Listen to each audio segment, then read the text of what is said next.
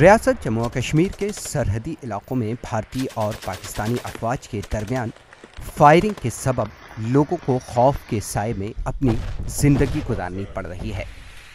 جموں خطے کے اخنور علاقے میں سرحد کے نزدیک رہنے والے لوگوں کو ہم وقت یہ خدشہ لاحق رہتا ہے کہ کب انہیں نشانہ بنا لیا جائے گا۔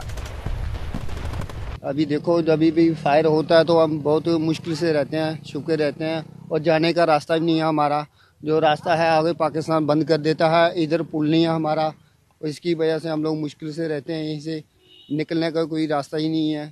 سرحد پر رہ رہے لوگوں کا کہنا ہے کہ پاکستانی فوج کی جانب سے کی جانے والی شیلنگ سے انہیں خطرہ محسوس ہوتا ہے۔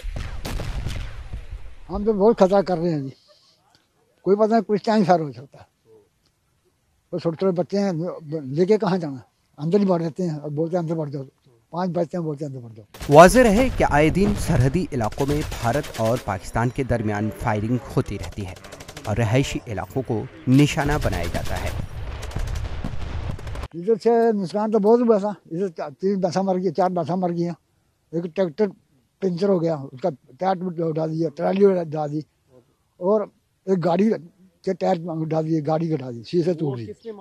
یہاں رہنے والے مکین ہمہ وقت موت کے سائے میں رہتے ہیں اور انہیں پتہ نہیں رہتا ہے کہ کب اندھے کی گولی انہیں موت کی نیند سلا دے۔